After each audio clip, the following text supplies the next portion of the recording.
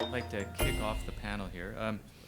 Just to kind of give you a sense again of the assemblage of all this, as I was thinking about the symposium and how to end it, again, as we've, I think, heard throughout symposium and just in Tom's talk, this notion of partnership among different areas, the government sector, the private sector, philanthropic organizations, seems like it's one of the key elements to being able to further advance this agenda of computing in the interest of society and national priorities.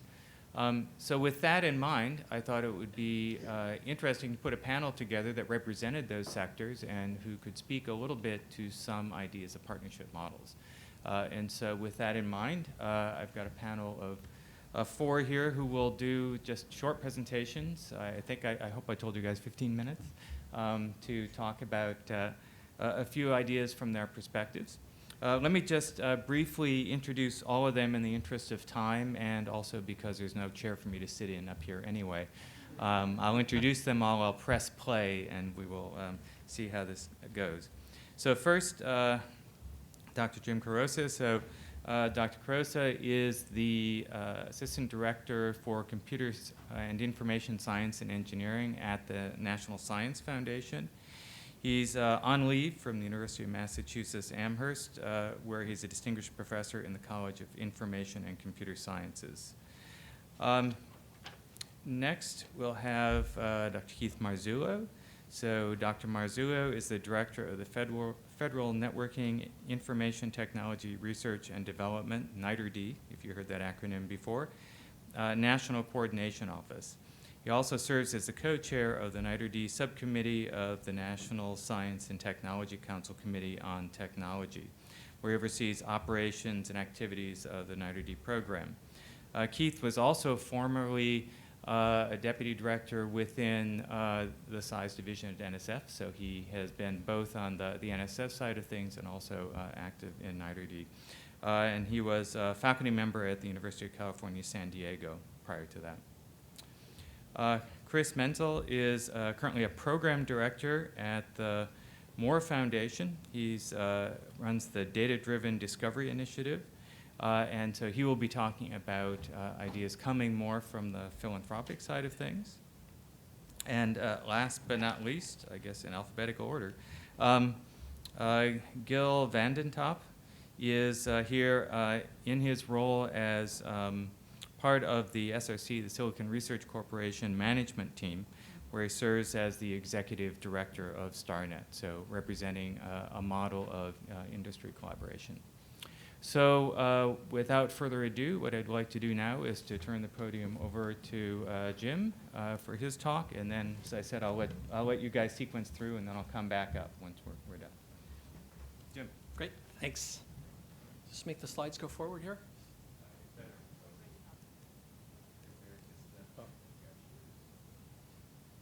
Okay, so thanks very much. And I wanted to add my thanks to Tom, to the CCC, for organizing not just this, but the privacy workshops we heard about right before lunch, and all of the amazing things that they do. Their motto is catalyzing the research community, and they really do a fabulous job on this. So I just want to make a couple of remarks about partnerships, and it all starts with this sort of computing everywhere. I mean, certainly if we look around, we see the footprint of what we do in computer and information science and engineering expanding. And Tom was talking about engaging all of these new disciplines, and that's actually been a theme here, right? National priorities and societal needs. So really the outward-facing nature of our discipline. And that's something that's really been changing a lot, I think, over the last 10 years. And so there, when you're reaching out to new communities, the footprint and the interactions are expanding, partnerships are something obvious. And so I just wanted to make a couple of remarks about partnerships from the NSF point of view. And one could look at partnerships in many dimensions. And I did promise Greg I wouldn't stay up here very long, so I'm just going to cherry pick a couple of these. But one could talk about the partnerships that we do with universities, with local governments, with societal organizations.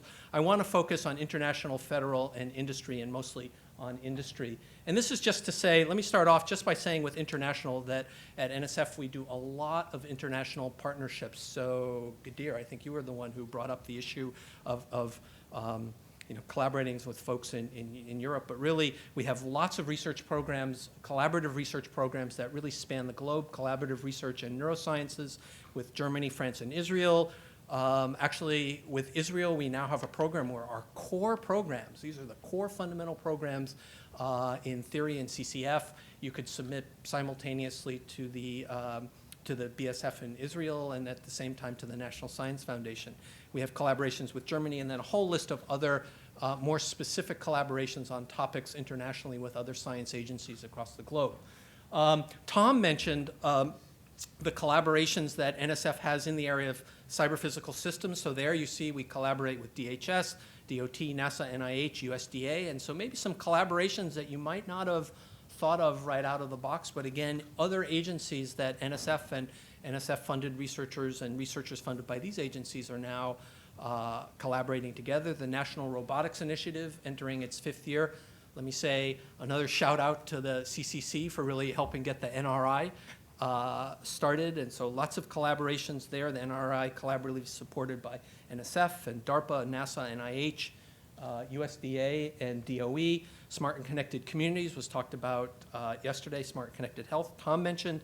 And so again, many, many collaborations. But what I want to just spend a couple closing minutes here talking about is collaborations with industry, because we're certainly in a changing time right now.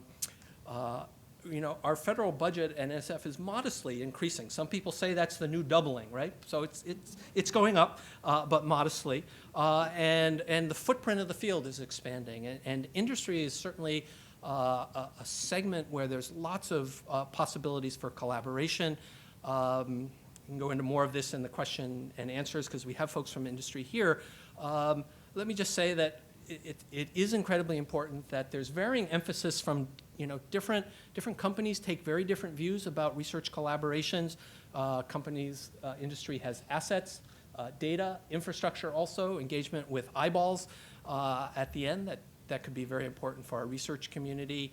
And that when we think about traditional ways of companies to collaborate with, it's not just computing and technology companies anymore, or maybe I should say more and more companies are becoming technology companies, appliances, auto, energy, and media. And so just a couple of thoughts, and then I want to tell you some specific programs that NSF is involved with so that CS researchers, if you've never seen the tire tracks diagram, either Bing it or Google it, and you'll see a wonderful history over 40 years of collaboration back and forth between the industry and the academic sector, where the academic sector in many ways is fueled by research funding from the federal agencies. And we, I think, as a country, have a very rich history of an amazing series of interactions and a lot of successes to point to there. And so when we think about new forms of partnerships, we want to build on those kinds of relationships, certainly not replace them. They've been incredibly useful. We want to be thinking about new research capacity. It's not just a question of where the funding is going to come from, but new capacity, new ways of addressing problems, and new problems that we can address there. So having said that, let me just make a couple, note just a couple of programs that the National Science Foundation is engaged in. And so, for example, there was a question about consortium, and so one example, one long-standing example between the National Science Foundation and semiconductor research is in the area of the STARS program. So that's about security and supply chain security issues, a little more hardware-oriented. E2, sorry, that should be CDA. So this has to do with low power energy savings and from devices and computing and architecture. With Intel, we've done joint solicitations in the area of cybersecurity for cyber-physical systems and in the area of visual experiential computing. So these are cases where NSF and Intel have partnered on the actual funding, and both of those projects are well underway. Let me say we have other examples like that we're currently in discussion. And then finally, for large-scale projects within NSF, particular expeditions and frontier projects, additional funding opportunities in the latter years there to tie in collaborations with industry. So let me say that partnership is a many-splendored thing. There are lots of possibilities for collaboration there, and I'm looking forward to a rich discussion with the panel. So I guess with that as background, I'll turn things over to Keith. I think you're up next, Keith.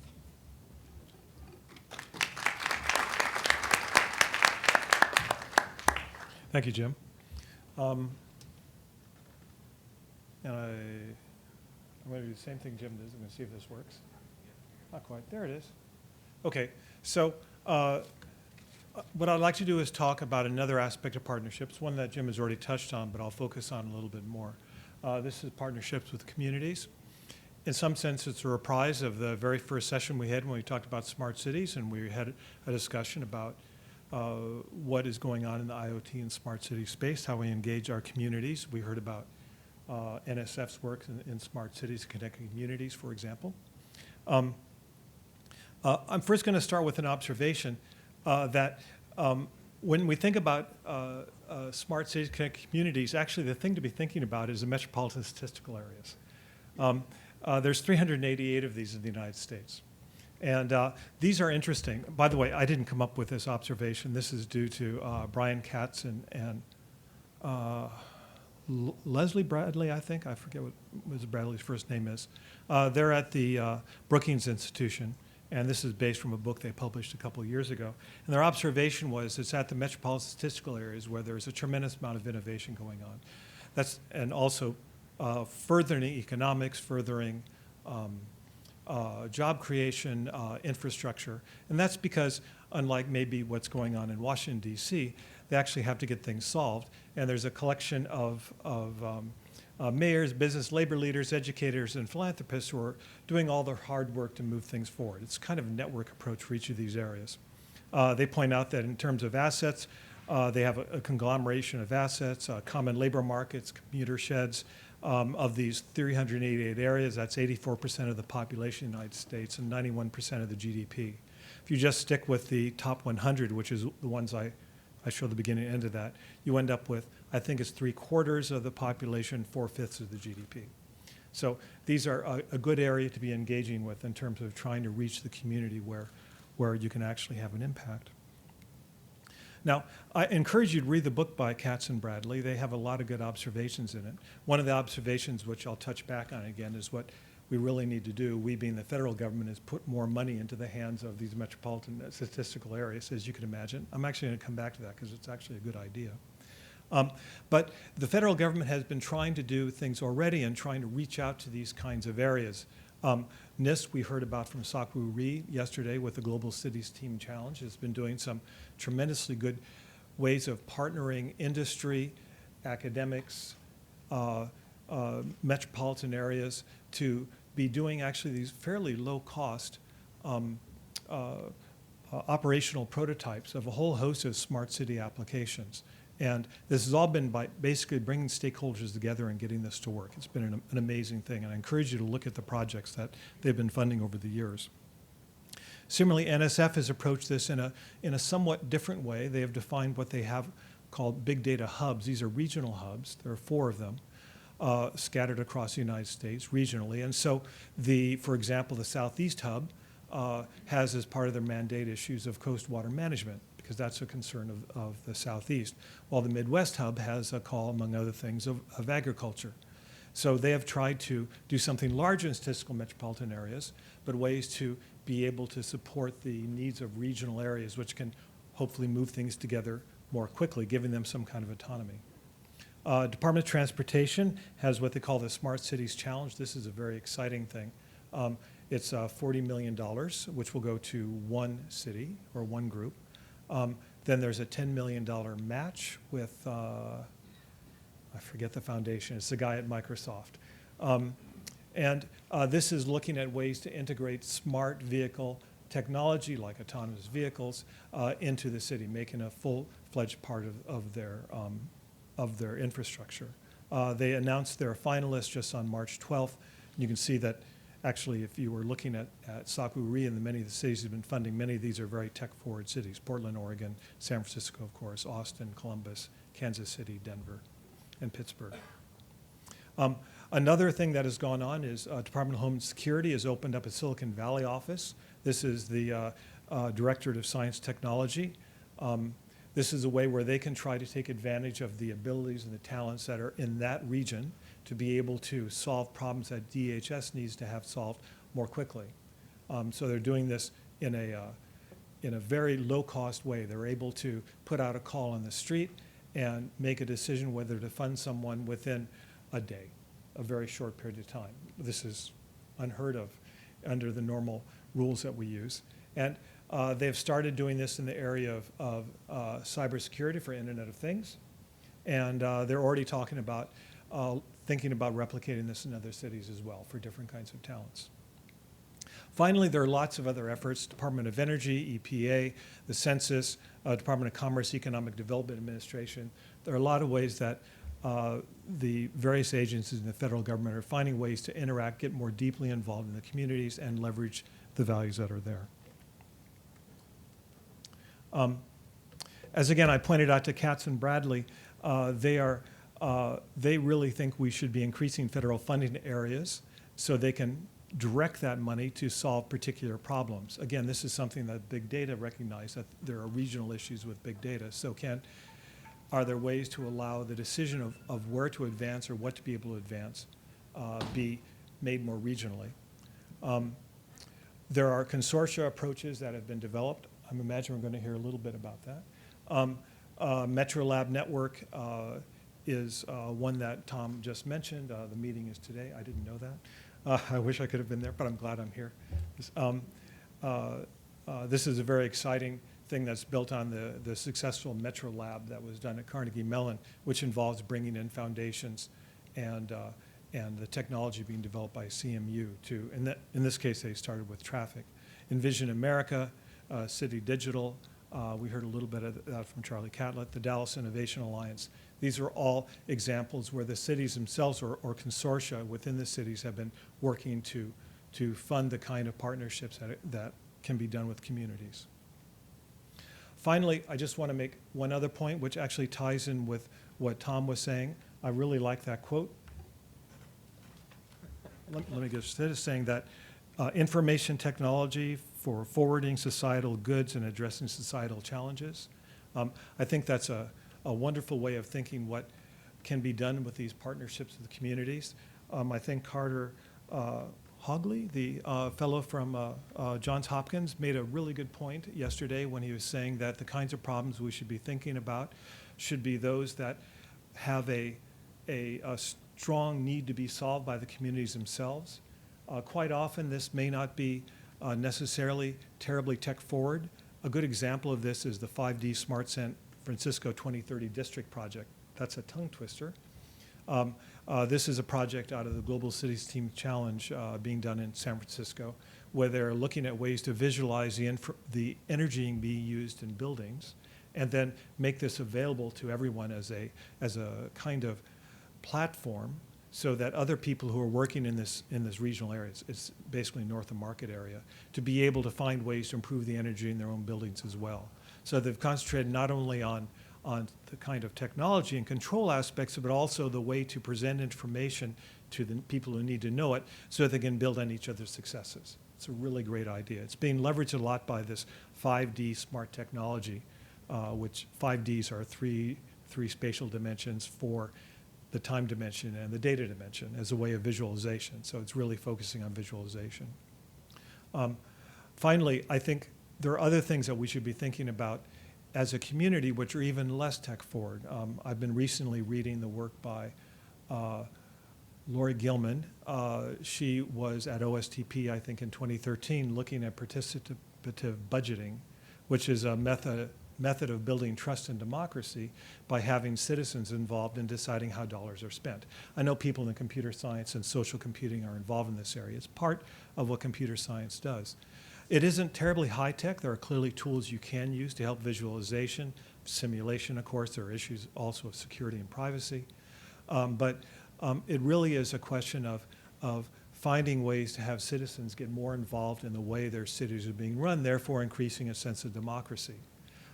It's a lot like privacy in the sense that this is an area where computer science really needs to be at the table, but it's probably not at the head of the table. It's there helping push things forward to make sure the technology is there to be able to be a success. So thank you.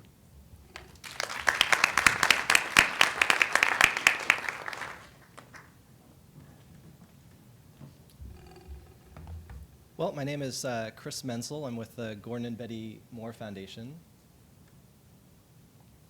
And I'm very pleased to be here, and thank you for the invitation to come speak to you today.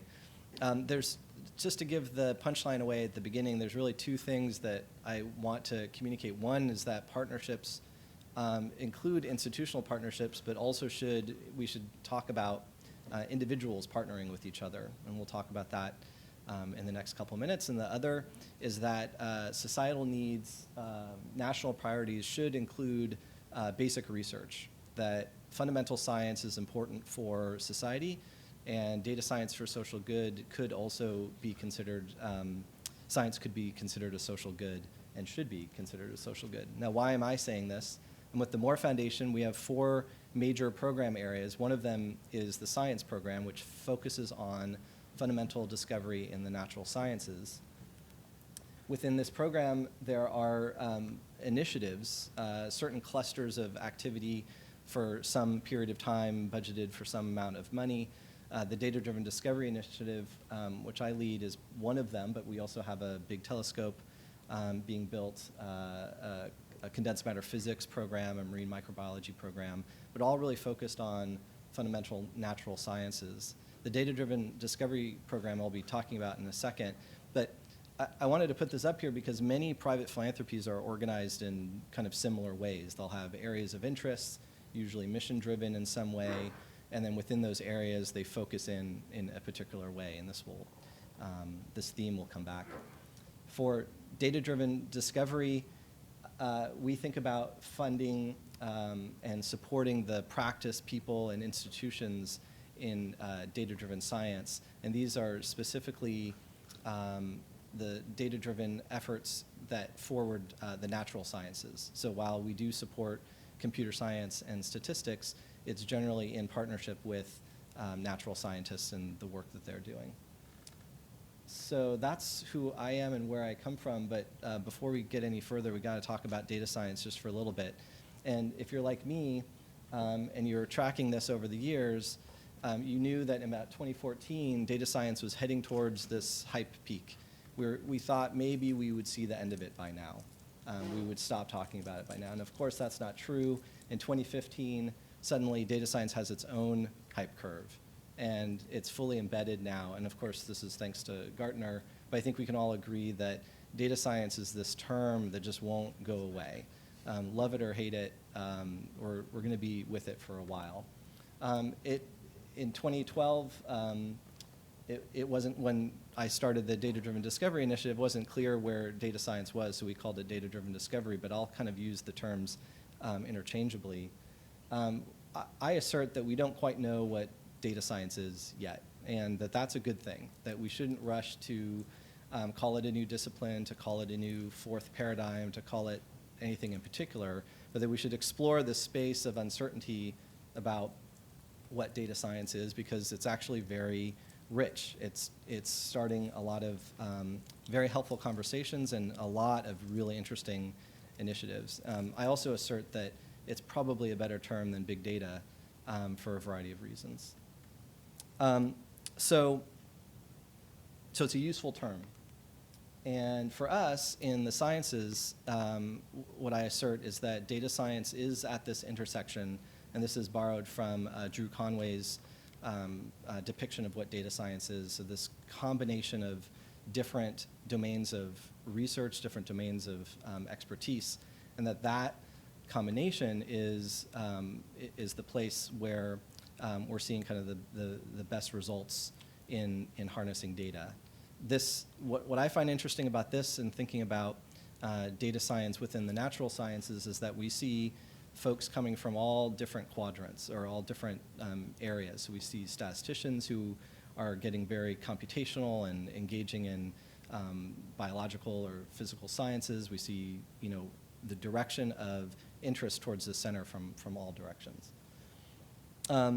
So just real briefly, how the Moore Foundation got started on this.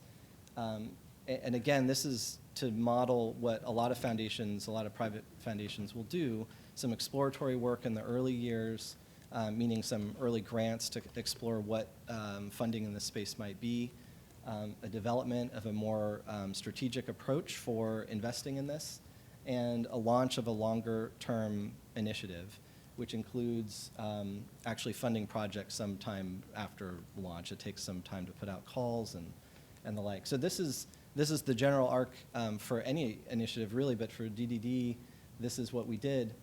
But this was not done in a vacuum. This was done in basically paying continuous attention to the landscape of what was being funded, particularly from the federal government, as this was becoming a hot topic during our exploration. So DataNet started in 2008. We started seeing industry conferences around data science emerge. Of course, the White House had a big announcement in 2012, and actually, when we launched our major institutional collaborations, we did it with Tom Khalil and the White House's Data to Knowledge to Action event. So we were very much integrated into this. But the point is that while we were developing this very data and technology heavy initiative, we did it on a platform of what industry and government were doing and are continuing to do, which is very much focused on advancing the technology and advancing the state of the art. And so the question for us is, what is our niche? Where do we play a part? Because the amount of money that private philanthropy has to give, generally speaking, for our missions is not anything compared to what the federal government and what industry is investing. So we have to think about niches. And so where we decided to put our money was really around the people that are at that center of the Venn diagram. And we decided that to support people who are interdisciplinary, who are data-driven, whether they come from biology or physics or they come from computer science, that we needed to have a multi-pronged approach. We needed to support the institutions that they come from, so the universities, the departments, and specifically we designed, along with the Sloan Foundation and these three universities, UC Berkeley, University of Washington, and NYU, an experiment to essentially figure out what kinds of structures at universities might support this kind of work.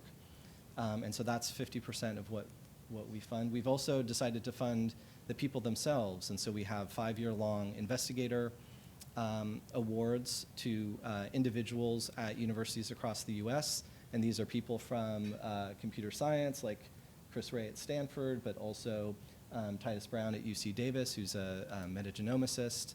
And so we have astrophysicists and statisticians, computer scientists, and the like in this cohort.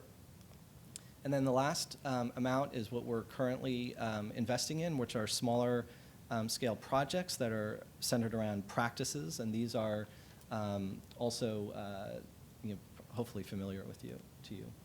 So just wrapping up here, the thematic areas, I think, are the places where the computer science community intersects with the work of data-driven discovery quite nicely. In fact, we're fully embedded. As I'll say in the end, there's computer scientists within our portfolio of grantees that are very involved in this. But I think if any of these themes resonate with you, it's worth talking about some more. I think career paths for people who are doing more applied work with respect to computer science, or if you're coming from so some more kind of pragmatic efforts, that's very difficult for researchers who are trying to apply advanced theory to solve problems. And so figuring out what career paths might be for those people is one of the key themes. Training, not just formal education like data science master's programs, which are often aimed at professionals who kind of come in and then leave academia, but training for and advanced education for people who are going to stay in academic research is something that we're focusing on. Tooling, so not just advancing kind of the state of the art, but hardening and making very useful pragmatic tools for doing data-driven science and data science. open and reproducible science, and this is where often the statisticians and computer scientists start aligning in really interesting ways. How do you make not just computational science, but really all science that has some sort of digital component to it more open and reproducible?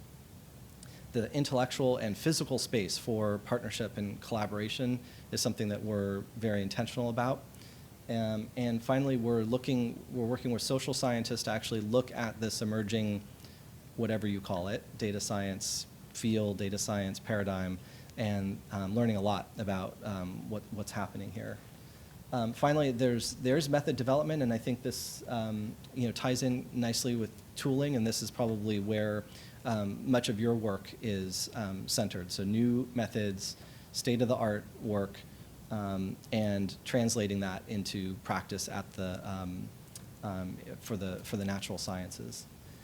There's a little bit more here. This is a placeholder for the 3 data science environments that we're funding at NYU, UW, and Berkeley. And these themes are explained a little bit more, and we even have some contacts for people who you might want to reach out to. So finally, I have some suggestions, and we can talk about this later. Exposing your work, contributing to open source projects, making your own projects open, I think can really aid in getting your work out there, getting it exposed to people who might want to use it, but also contributing back to others' projects. Getting involved, but in a space that interests you, and this kind of prevents the problem that we've seen a lot in computer science where you're glorified tech support. So how do you get out of being tech support for your collaborators and actually become true collaborators because you're interested in the space and they have something to contribute back to your research? And finally, connecting with others who are doing this work. I put up a website before, msdse.org, but there are others in the field, are more investigators in data-driven discovery, and there are computer scientists who are like David Culler at UC Berkeley, Mike Franklin, who is now at UChicago, and others who are really thinking about how advanced computer science / data science / data-driven discovery can be kind of a team effort. So just some suggestions and some ways to get in touch with me. Thanks.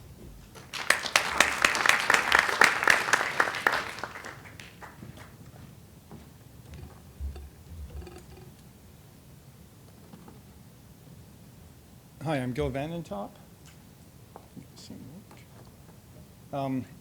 Thanks for the invitation. I'm learning a lot. I learned yesterday actually that I knew I had 2 jobs, but I didn't realize that one of them was a gig. So I'm assigned to SRC from Intel. So for SRC, I manage the STARnet program, and for Intel, I manage corporate university research.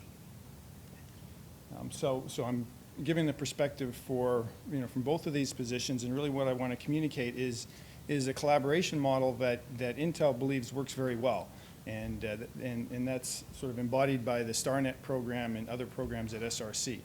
And then I have some questions in terms of why don't more companies do the same sort of thing, and maybe not really solid answers for that, unfortunately. So I'll talk about our partnerships and programs with universities, for example, with NSF. That partnership is also in my group. A very brief description of SRC programs and how they intersect with Intel, and then what I see as the benefits of SRC collaborations. So this is my job at Intel is corporate university research, and I reside within Intel Labs, so the research that we do within Intel Labs really has to go into our product groups. We have another research group called Components Research, and that's the research that goes into our products, into our process, right? It goes into our factories and fabs. So we have 2 separate groups, and the way we do our research is our university research is a little bit different between the 2. So the way we do our research, at the top of the graph is our very large centers. So that's where STARnet and NRI reside. Those are run through SRC, and those solve industry scale problems. So, and we collaborate with many companies, as many as we can engage through SRC in order to get that done. We do other types of centers, larger centers, not as large as the STARnet, but they're also international centers. These are include the centers that where we partner with NSF. This is more in the Intel Labs space, where we're working on how you use our products, not how you make our products. And then we do a lot of work in smaller grants, which are more focused. Some of them go through SRC, where we have partners with common interests, and some of them are independent. So the programs at SRC include the GRC, Global Research Collaboration. That's where a lot of the smaller projects, and now they're starting to work in larger centers as well. But they're targeted research, and as compared with STARnet and NRI, they're shorter term. STARnet is a long-term program. Tom referenced it. It's really, we're looking at how to enable fully scaled CMOS through computer architectures, and also looking at what can we do beyond CMOS in terms of new devices. And the charter for NRI actually is similar to STARnet, but the support comes from different government agencies. STARnet is supported by DARPA, in addition to the participants listed there, and NRI is supported by NIST and NSF, and also has some state support. So those are the different programs. I just included this. I'm not going to go through it if you want to get a better idea of the differences between the programs. So what's the intersection between Intel and SRC? It's really these large collaborative centers. STARnet and NRI is the largest overlap. One of the reasons we do that is we get good IP terms through SRC, and those are more important for our process and hardware research. And then on the software and security side, most of that we haven't done through SRC, haven't been able to generate the same types of partnerships as we have been on the process and hardware side. So a summary of the benefits. One of the things that I try to communicate with prospective companies that we hope to join is the biggest benefit, I think, are the intangible benefits of collaboration. You work with a group of senior technologists from other companies, fellow travelers, and the programs that you can put together are better than the programs that we could do just on our own, just with the Intel population. So I truly believe the STARnet program, we're working on a follow-on to the STARnet program, and hoping to broaden our participation, and it's really a rich group of technologists that get together to scope out what the needs are. Of course, student programs and visibility is very important. I mentioned the attractive IP terms that SRC is able to negotiate. Those are just really non-exclusive royalty-free licensing. So it's not like some amazing deal that nobody can get, but it's easier to get through SRC than it is to get just as a company individually. And of course, very good funding leverage with our partners, and also government funding leverage.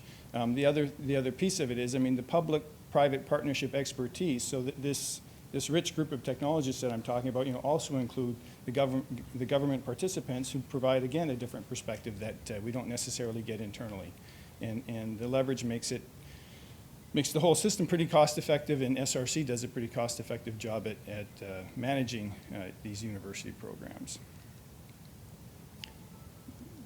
So the last slide, this is what I show, when I visit universities in terms of, I always get asked, well, how do we engage with Intel in terms of their programs?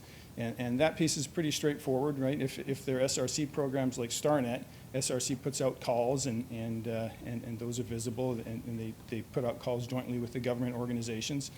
So those are very visible.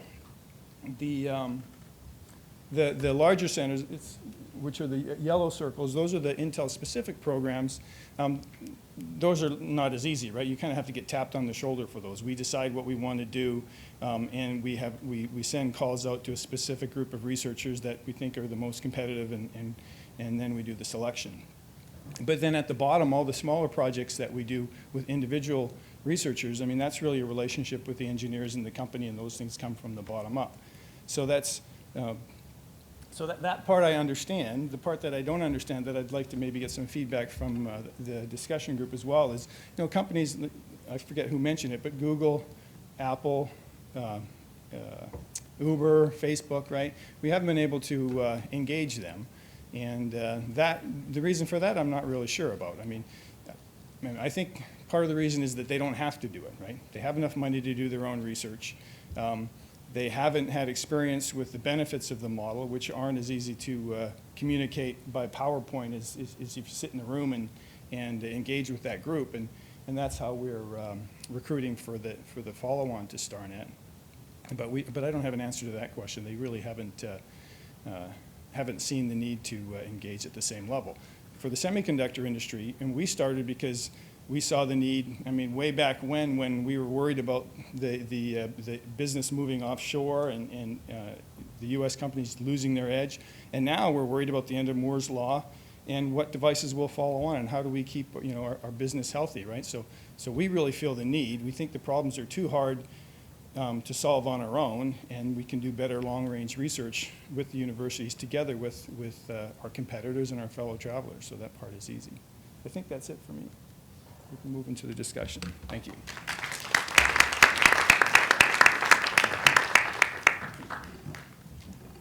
All right, thank you all for wonderful presentations and also being very time efficient compared to your academic colleagues who haven't learned that skill yet.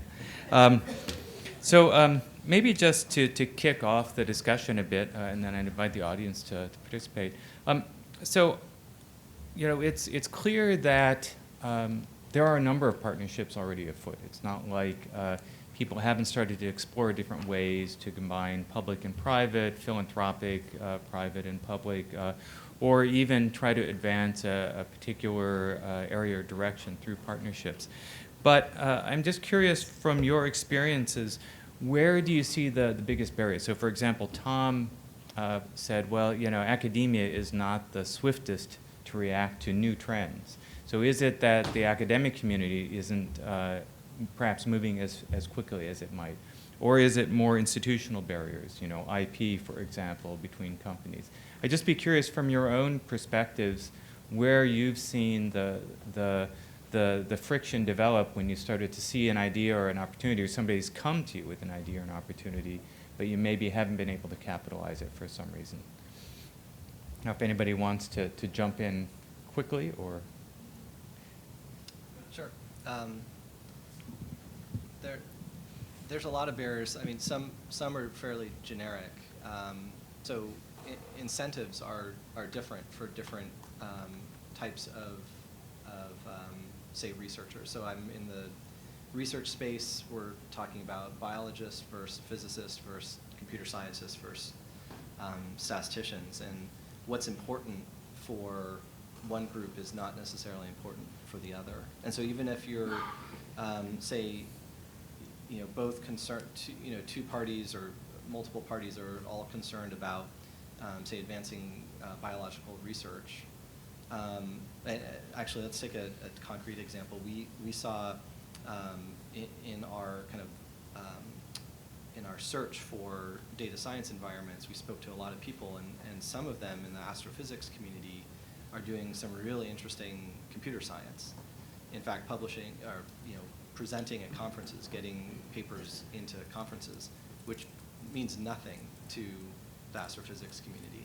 A conference paper has no meaning, and in fact can be kind of detrimental to the astrophysicist if they're searching for astro jobs. And so getting those incentives lined up so that it's worth it for groups of people or organizations to come together, and it sounds kind of generic, but it's very fundamental. And it takes outliers on both sides to kind of come to some sort of middle ground. So I think you have to get outside what you're comfortable thinking is important and meet up with someone else who's also a little bit uncomfortable with that kind of thing that's outside both of your areas. And that discomfort then creates, I think, a really interesting space for partnership to grow. Thank you. I think I'd agree with that. I think the disciplinary barriers that occur within the discipline really get in the way. I mean, if someone's worrying about getting tenure, for example, they have to concentrate on a certain set of goals they have to jump across. And then you have these dual pressures of not only needing to be academically successful, also bring in money, that can create really a whipsaw problem. So trying to get things lined up so all the partners are getting something out of it is really, really hard. Yeah, we actually, the follow-on program to STARnet, the way we're constructing it, is intentionally to try to help solve this problem of getting people to collaborate. STARnet is 6 centers, all funded by all the same people, right? The only reason it's 6 centers is because, to do that much research all in one package would be, totally unwieldy, right? But then there's barriers for center-to-center collaboration, even within the same discipline, right? And, that doesn't really make any sense from industry's perspective. So, we're trying to do more horizontal centers in the next program to tie these disciplines together, but then we still feel like we have to have a matrix system so that we tie centers together, right? And we'll see how that experiment works. And it takes a constant effort to make sure that the right people are working together. I think I find it easier now than, say, 10, 20 years ago in terms of getting people to collaborate in academia, but it's still a challenge. Jim? So if I could maybe, I want to first put my faculty hat on and comment on what it's like as a faculty member, because it's really all about making these connections between people. And when you referred, Gil, to your bottom-up, when I've collaborated with folks at Intel or other companies, it's been because you've met them at conferences, you know them, you're working in the same area, and you share some common, and so if you're sort of, if that happens, it's a great thing. And in a sense, that's sort of, there's a little bit of randomness there. The other way of meeting people, let me put on my NSF hat, and I think one of the brilliant aspects of the SRC and the Intel model of collaborating with the National Science Foundation or DARPA is that when you have a broad call, the agency and the collaborating companies are, they're acting as conveners to bring in the best ideas from across the country, from the entire set of university researchers. And so it's a little bit different. You don't have to struggle to make that one-on-one connection. You could sort of leverage the institutions to bring folks in. And so 2 different ways of making connections. Is there a question in the audience? Vijay Narayanan from Penn State. My question actually pertains to equal participation in the society and to try and deal with social needs. And specifically, what are we trying to reach to people who really don't understand computing, don't necessarily have equal access to computing. Just to quote an instance from the newspapers, just last week, there was an economist who was working on differential equations on the flight, who they felt threatened to get out of the flight. And my question, though, is in a positive sense. Can we actually reach out not only to the Microsofts and Googles, but can we actually reach out to like McDonald's and Burger King and Walmarts, where you could actually try and showcase to our future what it is? If you really go to some kind of a hardware store today, they actually have some things like how to make your own garden, how to make your own chair. I'm wondering, are we building such consortiums with the grassroots, and maybe that it already exists? I just wanted to be educated on them. Can I go? So thank you so much for that question.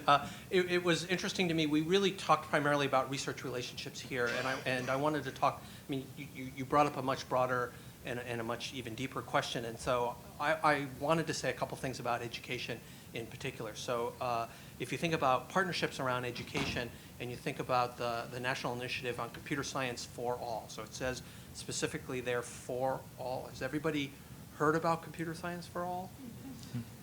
Most, okay, all right, so I won't tell you to listen to the president's speech from January 29th on that, but there are partnerships formed around that as well. So there's federal participation from the National Science Foundation, from the Department of Education around that, OSTP. It's too bad Tom's not here. We could give him another shout out for him and others in OSTP and helping put that together. But there are a large number of companies that are also putting their expertise and putting funding on the table to make that possible, to make computer science education for all a possibility. And equity is really at the center of that. I'm just going to say, this isn't my company. It's my wife's job but I'll give her a shout out. She works at Qualcomm, and she's been leading an effort to take their Think a Bit effort to move it more broadly.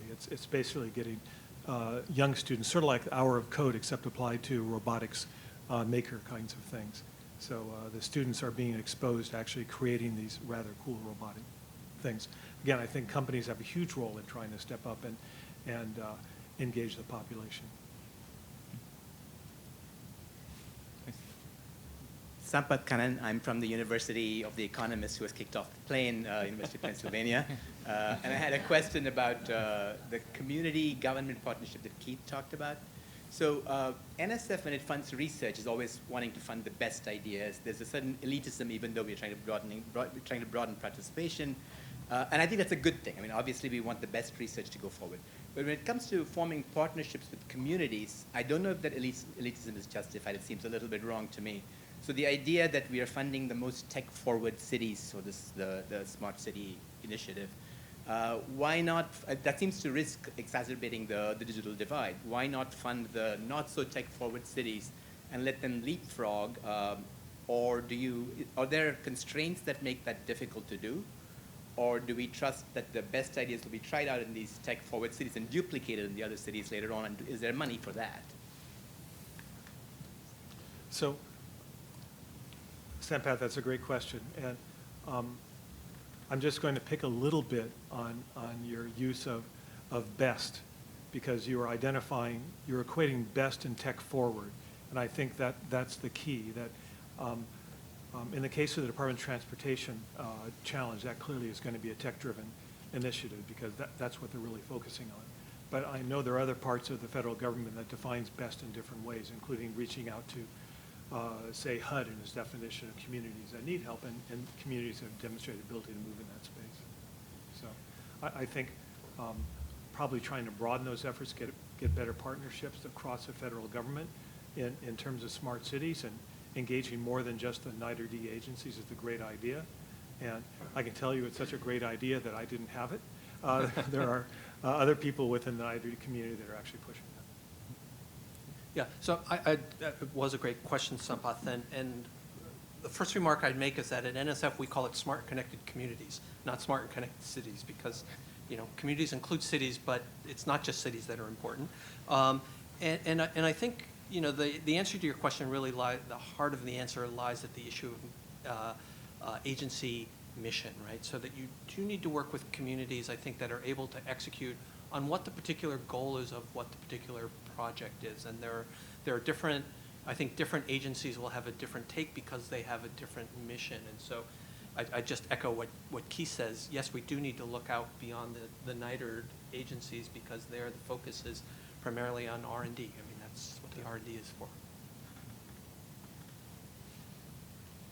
The answer to the question, I think, also overlaps with the collaboration piece, though. I mean, you need the users of the technology and the testers to be close, I mean, with the company and with the university researchers, right? So out of convenience, oftentimes, I mean, it's a lot easier to use the city where your academics are in as well. So I think that drives some of it as well. So I do research on computer science education, especially how kids learn computer science, things like this. And I love the idea of partnerships with industry.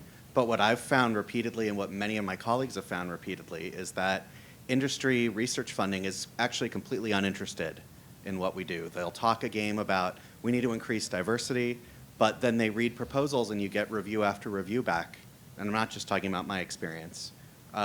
Saying, this is really interesting, but it doesn't line up with the product area that we're interested in. It doesn't line up with the needs of our business units. So we're not going to fund it. But this is great, right? And so NSF is actually the only place where one can get funding for computer science education research. So I'm really curious, if these are the kinds of partnerships we want to support, what can we do to get industry to actually regard this as the sort of thing that they want to put research funds into?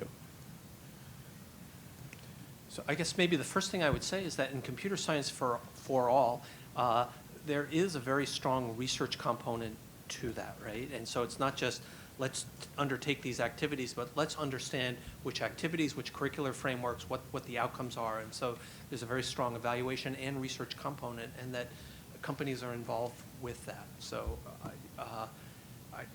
I mean, my own experience as a faculty member might mirror yours, but I've got a lot of hope for the CS for All.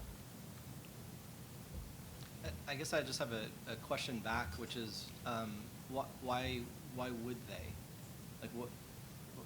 What's, you know, you got to think of corporations and industry as having, you know, they have a fiduciary responsibility to their shareholders, and so when they're doing things that are philanthropic, even the philanthropic things need to have some sort of relation to their core business. That's been my experience, and that's not to say that industry doesn't do kind of amazing things for the world. It's just narrower in scope, and so maybe the question is, you know, where else can, you know, who else, what other sectors are interested in computer science education? What other types of organizations, you know, besides the NSF, which is your sole source right now? And I would venture to guess that philanthropy is in the space in some regard. It's not my area, but one resource for people who are interested in nonprofit funding, which is a little bit different than what maybe many of you are used to, is it's an organization called Foundation Center, and they track the grants that are made by philanthropic organizations and what they're for. And so you may check and see if computer science education or learning, computer science learning, or whatever your specific fields are, and do a broad search at some place like Foundation Center, just to find out other sources of funding. Because I'm not sure if industry, you know, unless it's an education company, I'm not sure if industry is the right place to look for that type of funding. Not an answer. All right, no. I don't know that. You don't, okay. We could engage in a whole capitalist critique, but I don't know. If that's what people want to do, it'd be a lot of fun. Have you guys worked this out back there yet?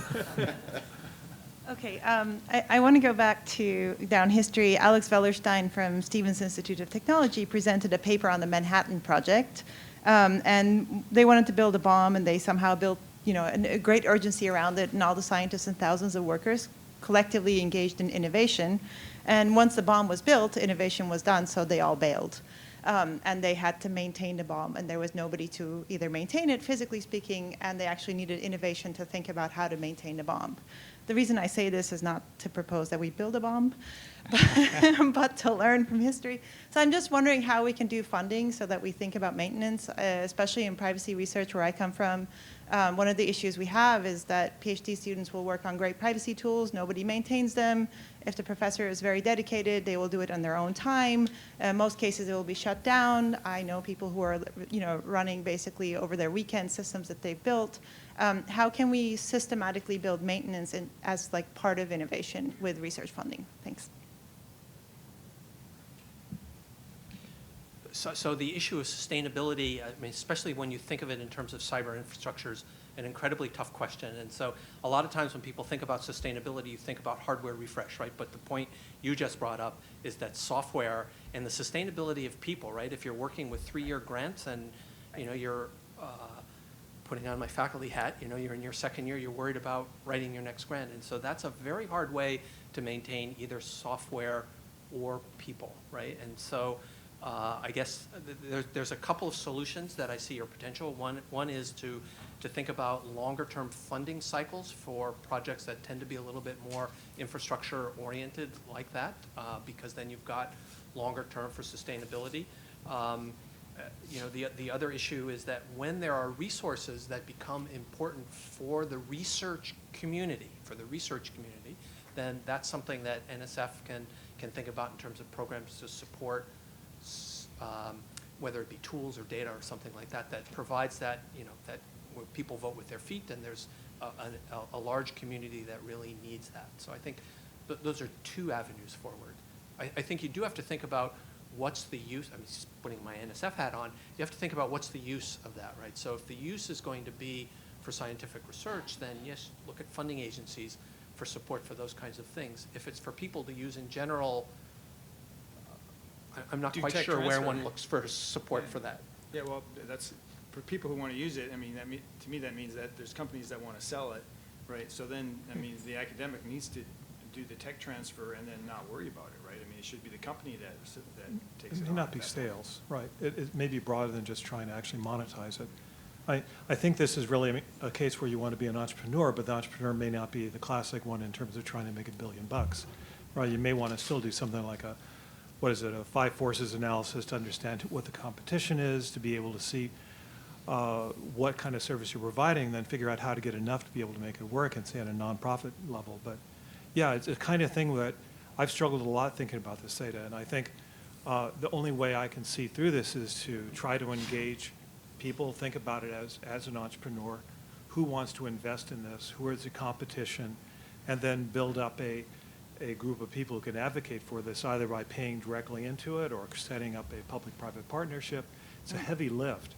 It isn't something that can be done easily, but I think that's the only way to do it, which implies that it has to be for infrastructure that is truly software, hardware, people, that it truly has an impact. So It's sort of what we did in computer science as well. It's getting even more critical. And I'll stop talking, excuse me. No, I just wanted to jump in because thank you for the question, because this is a completely unsolved problem. And it's not just in privacy, it's really just again, picking on the sciences, it's any science that's using software to do its work. And there's a group called WISPY, working towards sustainable software for science practice and experiences. I don't know, they had to pick an acronym. WSSSPE. There are groups of people that are thinking very strongly about how, software as infrastructure. And the problem is this heavy lift. This is totally unreasonable to expect a postdoc or a grad student to do all the kind of entrepreneurial things to get a piece of research software to a place where it's hardened and ready for kind of mass consumption and has a sustainability plan. It's also not sufficient to put it on GitHub and say you're done. It's sustained. This is a really, really challenging problem, something that a lot of people are thinking very hard about, but I've heard almost no solutions to this, primarily because, and private philanthropy is no different, the funding cycles are just not long enough for infrastructure. And we don't even think about software as infrastructure often. So really great question, and I haven't heard any good answers, but I think we need a national conversation about softwares. And NSF has a sustainable software. Right, we have the SI2 program that's Program. aimed specifically at that at different levels, individual and then larger communities. I will say the one thing that, not to belabor the point, but the one thing that, the one theme that I mentioned, career paths, is part of the solution. That at some point, it stops becoming an academic pursuit and it starts becoming something that an institution needs to own. And the problem with our university structures is that we don't have places that are either well paid or well respected within universities for the types of people who kind of build and maintain infrastructure. Because where else are they going to be? Industry doesn't often, again, there's not a lot of money in some of this infrastructure, and the funding cycles for funding agencies, philanthropy included, are too short to sustain it. So you need institutions to support this, and there's no current career paths for people who do that kind of work. Right. If I can just add, again, like from privacy, W3C and IETF are both wanting to engage in privacy, and there's no funding. So I think these are just very easy, low-hanging fruits that I think we can think about funding. Thank you. Can I just jump in? I heard a word that I hadn't heard before, and I wanted to maybe have you amplify a bit on it. But you mentioned the word communities. Because in many of these cases, it's not an individual, it's not even a single organization. It's going to require a diverse set of individuals. I'm wondering, are there mechanisms for creating or bubbling up communities that maybe would or could exist if only they had a little bit more visibility and a little bit more ability to become cohesive? I don't know, maybe Chris or Gil, maybe you have some comments on on that sort of side of things. So I'll just jump in. So I'm going to point to another place. So in the UK, they're building a job title and a community around this job title called, I'm going to get it wrong, but something along the lines of research software engineer. And this is not a IT person supporting a lab. This is a kind of more of a research role, but does software engineering. And as a community of practice, over the last 5 years or so, it's starting to build up some sense of kind of self-supporting mechanisms across institutions. But the other thing we see is our other communities of practice, so disciplinary communities of practice that do tend to take on some infrastructure building and maintenance. You certainly see it around journals, but in terms of getting into the actual research support, it's kind of a new thing. So if I could comment then, I think that issue, the word community is important. And one thing that I think you can do and that I think government agencies sometimes are able to help with is when there's a large enough community, then it's possible, so for example, the Exceed community in high performance computing, that there are experts, so it's not even just software developers. People have particular computational expertise who can work with domain scientists, and you might be at the University of Utah and you're working with somebody at Clemson, for example. And so if you aggregate enough, you can take advantage of laws of large numbers and get some stability and do some sharing where no individual institution can actually sustain all of that expertise that you actually need. It's a program, ACI Ref, that the folks at Clemson and a number of other universities are doing along that lines also. So if I didn't understand at first what you meant by community, but for example, with the STARnet program and the follow-on program, I mean, the expectation is that the prospective center directors really, they either have the network to form such a community or that's part of their proposal generation, that they get the right people engaged. And we will, the companies will go back and forth with them a little bit in terms of, who are they missing, for example, right? But I think that it's the center directors who take on that responsibility for forming those communities. They end up as centers. Mm-hmm. Thank you. Lance? Yeah, just noticing, in the past you would see a panel of 4 different national agencies, and here I'm seeing one at the NSF, but also someone representing local government, someone representing foundations, someone representing industry. So it seems that there seems to be a shift a bit in the way that we're thinking of funding computer science and computing research, or maybe just science in general. And I was wondering if you could just comment on, how is that changing the kinds of research directions? I mean, someone already mentioned it, right, that industry has a focus on their own bottom line, for instance, or foundations might have their own sort of agendas. So I was wondering, how does that affect the kind of research that we do? Well, I can tell you I'm not from local government, so I work in the White House. But It's just down the street. It's just down the street, 3 blocks yeah. away. But I chose to talk about the local communities because I feel that's an opportunity of growth. I just wanted to say that.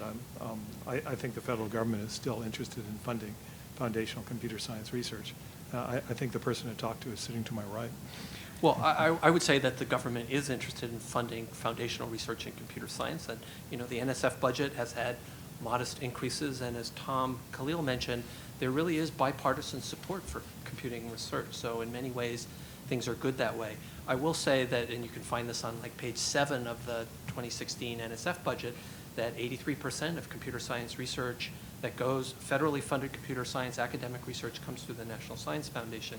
One of the things I didn't say when I was pointing out the collaborations we have with, with DHS and NIH and DOT and others is that with the expanding footprint of computing across a lot of different agencies, the hope really is, and we at NSF are working really hard to build those partnerships to collaborate with more agencies than we've been able to in the past. And that's, partially just out of interest, that because those agencies, take the DOT, for example, right, that, clearly computing research, from system standpoint, and highways and cars and all sorts of things, is core to what, you know, DOT is going to be doing. So it's a natural partnership there. And with industry too, I think, right? I mean, sure, we have our own motives or our own motivation, but if that motivation is, you know, is growing the need for you know, data centers, right? Then there's many ways of doing that overlap directly with interests that NSF has, right? So it hasn't been difficult, right, for us to come up with overlap in terms of our interests, and then cooperate. You don't look convinced. I mean, it may be the theme of today, and it also is the CCC's organizing folks that brought us up here. So it may not be a trend that we're aware of, but more, you know, just something that we fell into. Speaking for myself, the one thing just about industry and fundamental computer science research, it does seem to me that, you know, Google, Facebook, Microsoft all do fundamental computer science research themselves in their own in-house labs, and they do a lot of partnerships with university research. I know Microsoft Research has really extensive partnerships, you know, true collaborations between Microsoft researchers and many of you in the room, and papers are published, you know, co-published. So I think it definitely makes sense to have, you know, industry in the conversation about pure computer science research. Many philanthropies are not focused on pure computer science research.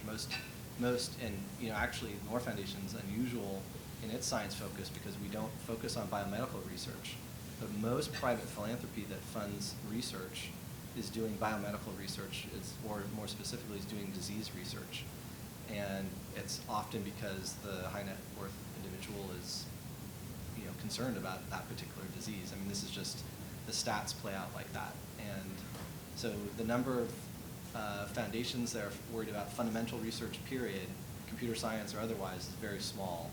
And then of that set, the ones that are concerned about just computer science, Simons Foundation is really, really small. And I will say, if it wasn't clear from my earlier remarks when I had my slides up, that I absolutely do think that the collaboration between industry and federal government is going to be incredibly important. And you know, I'd take a look at the report on restoring the foundation that was done by the AAAS, I think, maybe a year and a half ago. It's really calling for that at a national level. I think that's going to be incredibly important.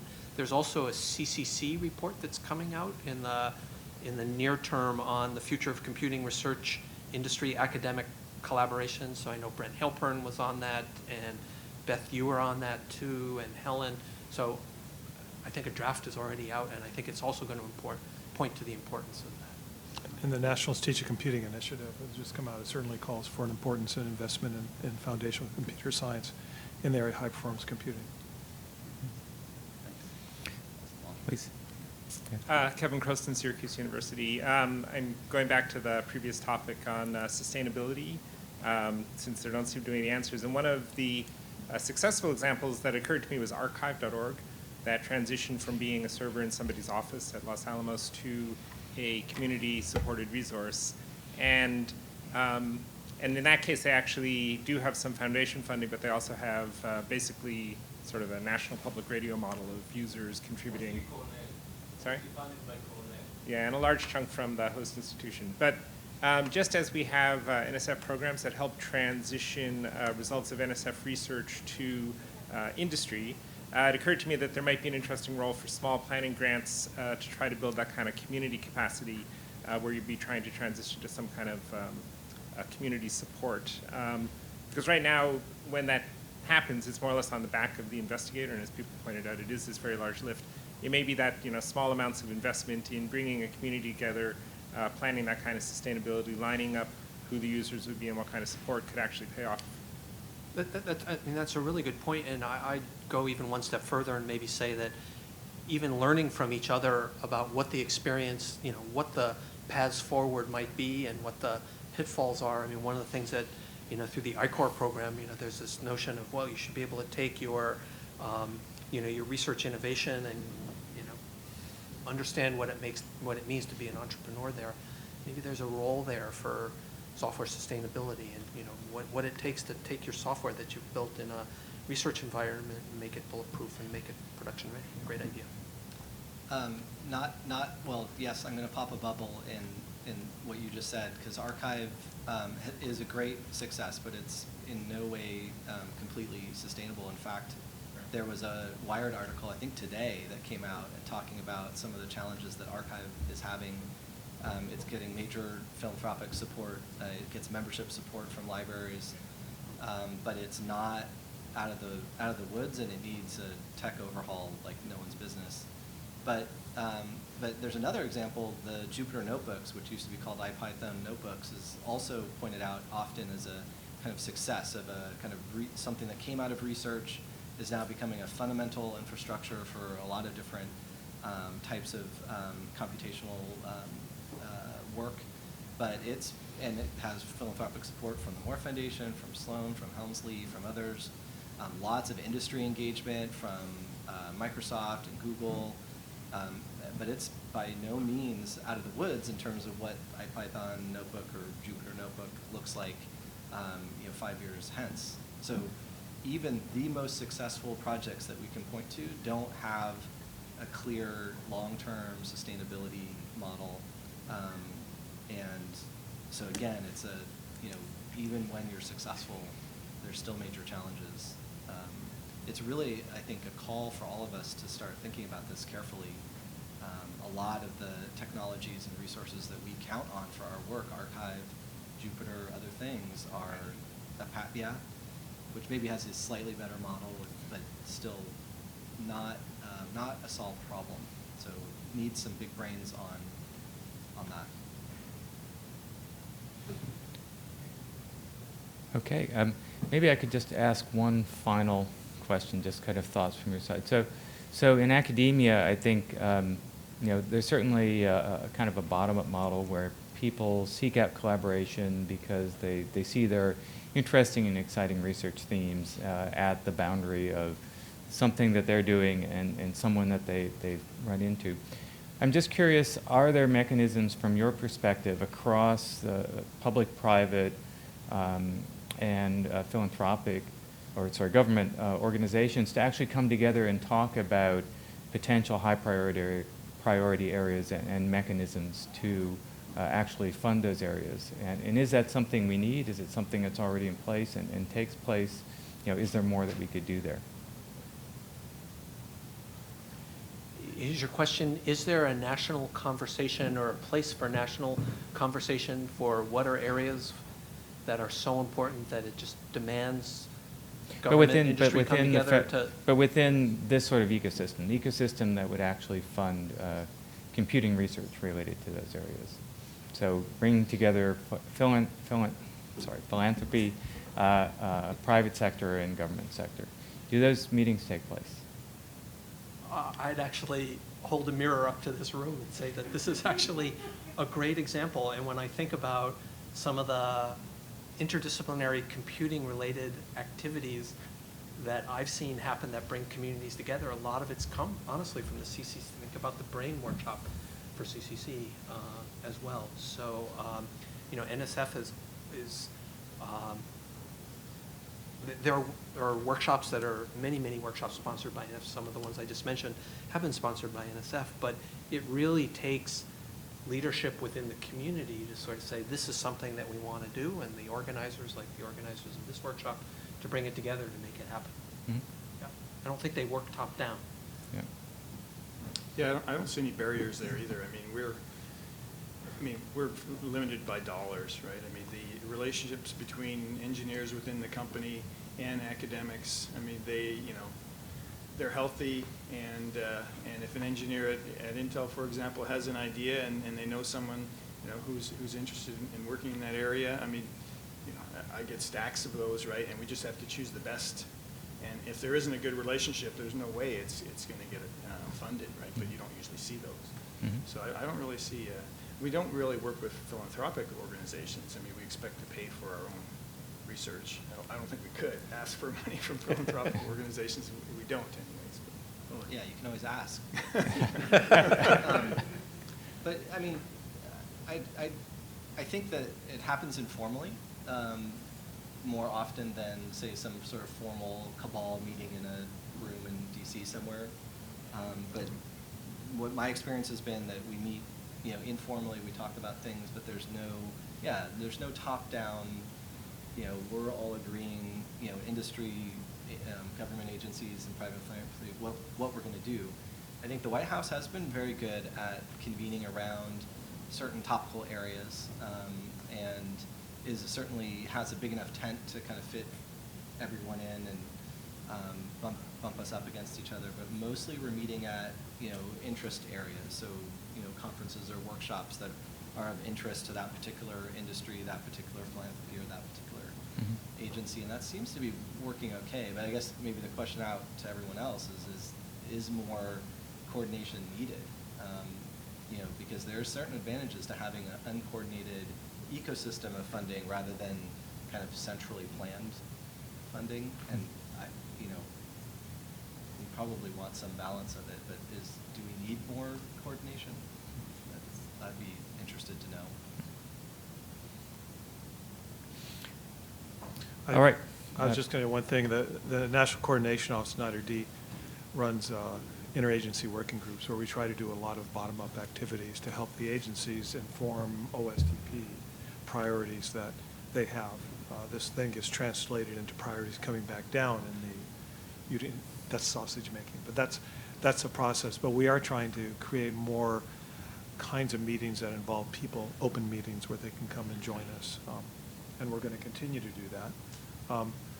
We're going to be announcing them on our webpage probably within the next month, so you can actually see which meetings you could come to.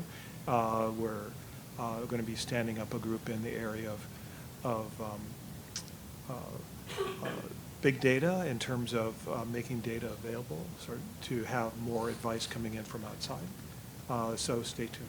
We'll be doing some of that. I think that also you sparked this, that the National Academies also convene industry, philanthropic, academic, agency participants to talk about a variety of topics. And data science is pretty hot right now at the National Academies across multiple different, whatever they're called, committees. Great. All right. Oh, I'm sorry. I'm sorry, don't need me to prolong. I want to just ask one, I think, fairly quick question. I'm Dan Lopresti from Lehigh University. I guess I want to elaborate just a little bit on what I think Greg was asking. We may be at a higher watermark now, which, is we always like to believe that we're not at the high watermark, that we're going to continue to go upward even further. But if we look at the growing demand for computer science in universities, research universities, a lot of our universities are hiring more faculty. And for those faculty to be able to obtain tenure, there's a certain expectation with regard to their research production and their research funding. If federal funding budgets are fairly flat, this doesn't speak well to departments that might be adding 25%, 50% more faculty. Where's that money supposed to come from? And I think that's sort of part of the question that we might want to think about going forward strategically. So thanks for that question, Dan. It's really important. I don't know how many of you saw, was on the CCC blog in November, the number of tenure track jobs being advertised in computer science departments between November 2014 and November 2015 in R1 universities went up 26%, and when you add in four-year colleges, the increase was 46% in 1 year, right? And so we've had conversations inside NSF about that. Our director of the NSF knows about that. I don't actually so much think about that as an issue of, there's many more people who need funding, but I think of it as there are so many more people, there's so many more opportunities, right? We're hiring these people because of opportunities. I think universities are hiring them because of opportunities. Having said that, the budgets, what the budgets look like as well as I do over the last eight or 9 years. So I think that talks again about the need to look for partnerships across other agencies. If computer science is expanding, then that means we need to be looking at other agencies to partner with universities as well. At the CRA Snowbird, there's actually an interesting innovation in this year's program where there's going to be like a book reading group and a discussion and or an article reading group. And one of the articles, I just saw this on the website, is an article called on rescuing biomedical research from its systemic flaws. It came out in the PNAS 2 years ago, I guess. And it talked about what happened when Biomed and NIH went through the doubling in the OOs, and then the issues that, happened, became very apparent 3 or 4 years ago. And if you haven't read that, I'd recommend you read it. And every time you see Biomed, just put in computing and say, does that look right? And it doesn't fit completely, but it certainly gets you thinking. And so I think that that's something that's on a lot of people's minds right now. I don't think there are any easy answers other than, it'd be great if our funding hockey sticks in 2018. All right. On that positive note, I'd like to close the panel. I'd like to thank again the panelists for the talk and discussion.